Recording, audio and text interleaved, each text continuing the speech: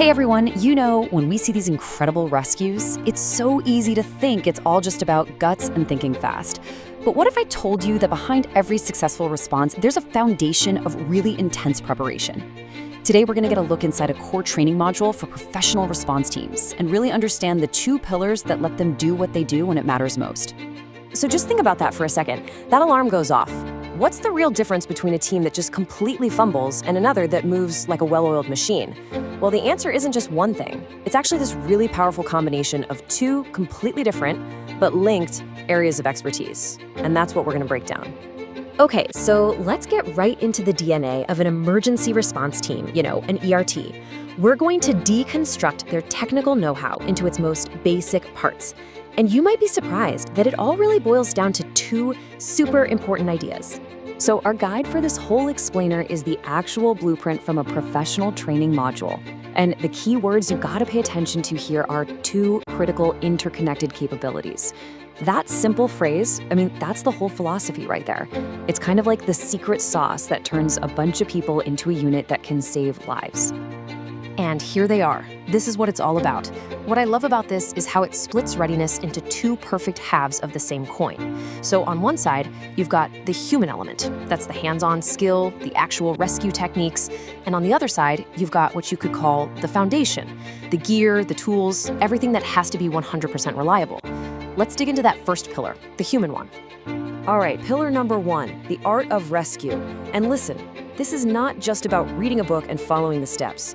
It's exactly what the subtitle says, mastering action under pressure. This is a discipline, almost an art form, that has to be done perfectly in some of the most stressful situations you can even imagine. And while every rescue is different, the basic process is always the same, and it's totally logical. First, you have to assess. What's going on? What are we dealing with? What are the dangers?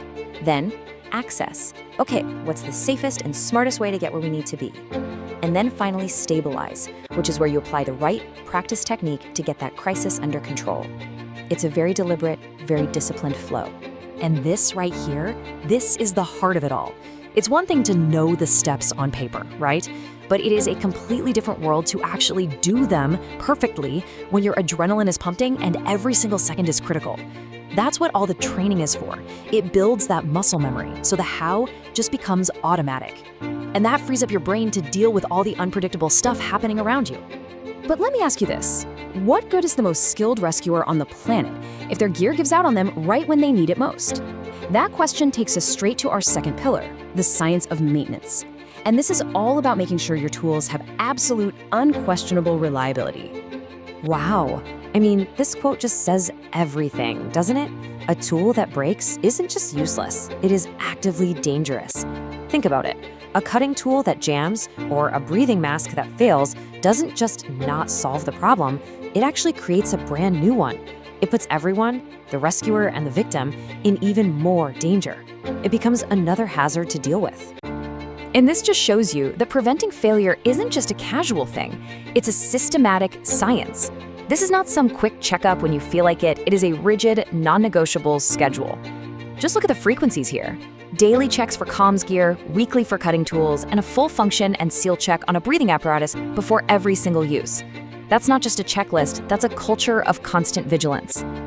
So, we've got our two pillars, the human skill on one side and the reliable tool on the other, but they don't just exist separately. True readiness is what happens when they come together, like an archway they build together where they perfectly combine and support each other.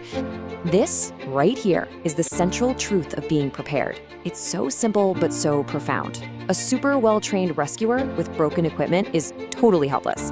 And the most high-tech gear in the world, if you give it to someone who doesn't know how to use it, is just junk. They are completely dependent on each other. One without the other means you're gonna fail. And this is what it all builds up to. True readiness is this seamless integration. It's when the skill is so automatic and the gear is so reliable that they basically act as one. It's that moment a rescuer can go in with total confidence because they know deep down that neither their training nor their tools are going to let them down. That is the magic formula for a swift, effective response. So we'll leave you with this question to think about. Because this idea, it doesn't just apply to professional rescuers. Think about it in your own life, in any context. Are you just collecting a bunch of tools, Or are you also putting in the work to master the skills you need to use them?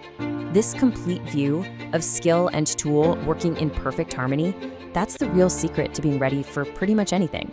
It's definitely something to chew on. Thanks for watching.